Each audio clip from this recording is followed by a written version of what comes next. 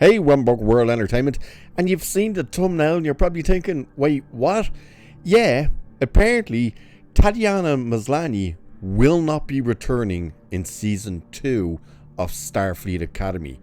The character who was the entire motivation for the character of Caleb is not that important by the looks of things.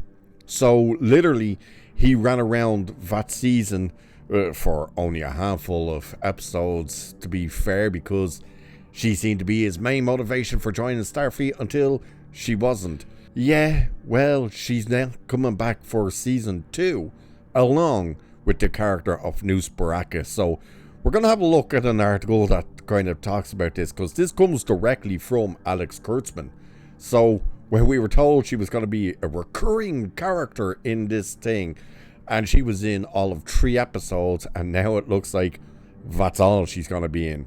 So Star Trek Starfleet Academy just dealt a major blow to fans, ahead of Season 2.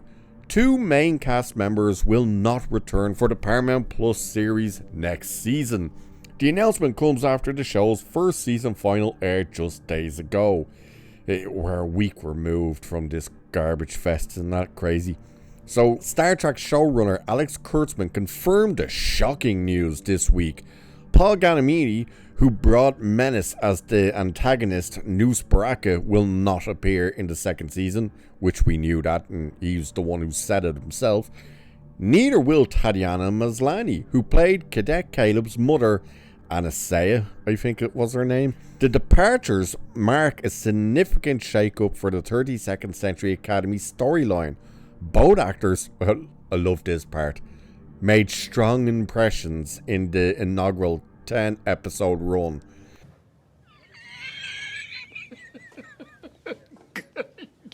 Good one.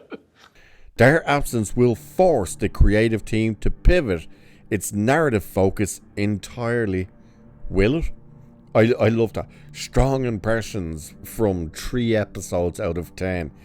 Yeah, and keep in mind, Tatiana Maslany was only in the first 5 minutes of the first episode. The last 10-15 minutes of episode 9, and her longest run was episode 10. That was it. So in total, her screen time was probably, 40 odd minutes in total. So it's kind of yeah, she didn't make that much of an impression. So Kurtzman spoke to Collider about the exits. He said the decision was intentional for Season 2's arc. However, both actors could return if the franchise continues beyond this season. Their storylines are not complete, Kurtzman explained to media outlets. I love this. This is where he keeps doing this bullshit of, we're going to set things up to try and force the studio into continuing the stories, and the studios right now are starting to actually get more sense. Again, all that Ellison has to do is look at the ratings for Starfleet Academy Season 1. You'll see that they're absolutely in the toilet. This thing can't even chart on its own chart, that being the Paramount Plus chart. All he has to do is go, why would we want to continue this crap? Nobody cares. And the fact that they're saying their stories aren't finished, so we're just going to abandon them for the second season altogether. Again, keep in mind, Tatiana Maslany's character was meant to be a absolute pinnacle part of this story.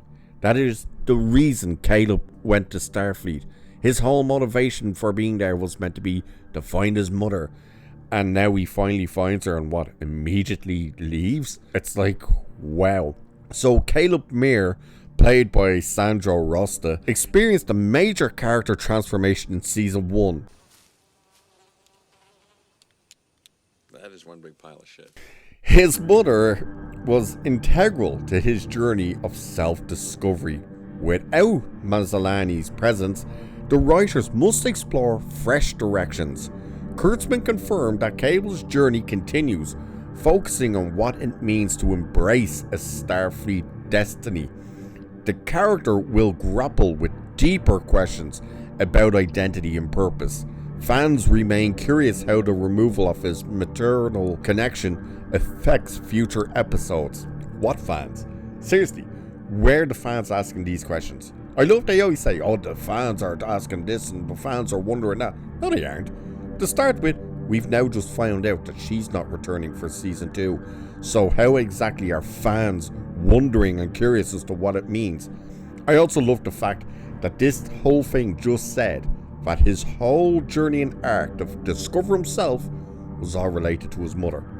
And now the mother's being removed, and now he's still going to try and find himself. This is the thing with Thor that we've had in Marvel, where every time he's appeared on screen, what have we got? Oh, Thor is trying to discover who he is. It's like, are you serious? You just did that in the last movie.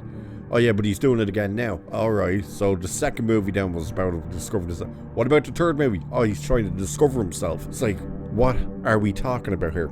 And now they're saying it again. And the deeper questions about identity and purpose. What? What are they talking about? So the villain, Nusparaka, presented a larger narrative threat. Giamatti's departure eliminates a key antagonist.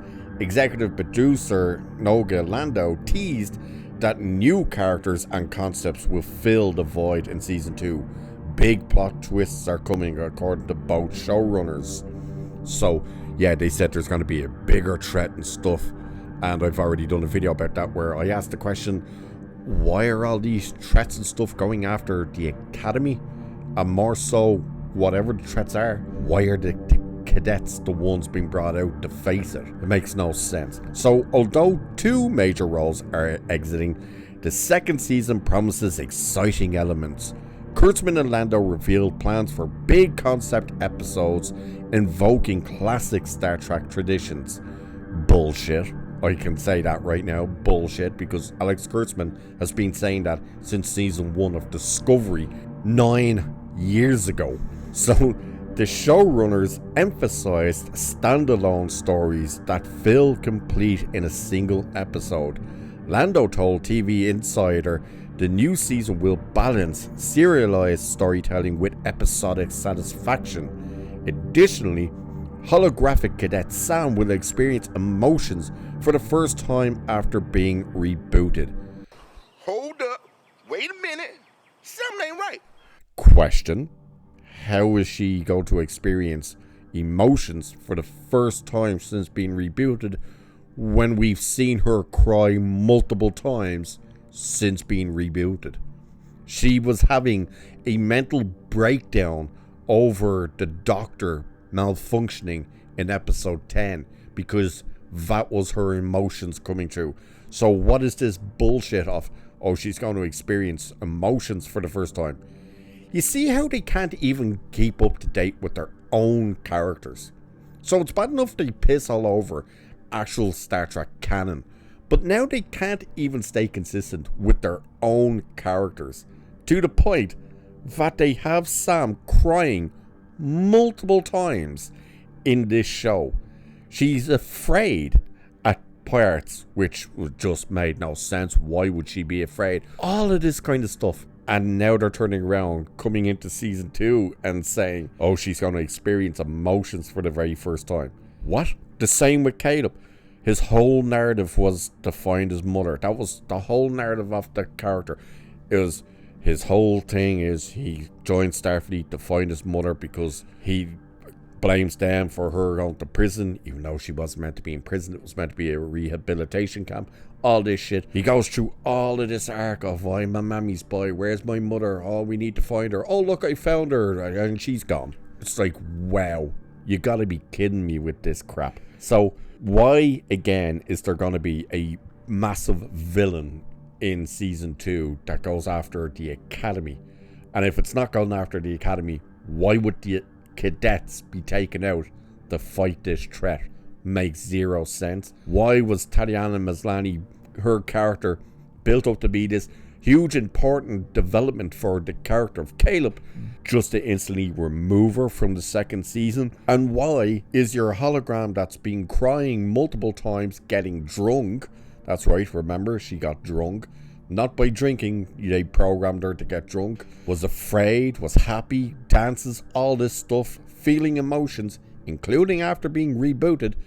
All of a sudden is going to experience her first emotions. Yeah, It's going to be another absolute disaster. And if I was Paramount and David Ellison right now, I would just scrap this thing and take it as a tax write-off. That would be the best option. But what do you guys think, of course? Obviously, nobody cares that none of these characters are coming back. But what do you think about the idea that her character was built up to be so important that they've just went, yeah, we're not going to use her again? And the likes of Sam experiencing emotions again, I suppose, because she constantly experienced them. Let me know. And with that, I shall leave it there for this one. So do like and share and subscribe and all that good stuff. Cheers. And I shall catch you in the next one. So long, gay boys. Wait.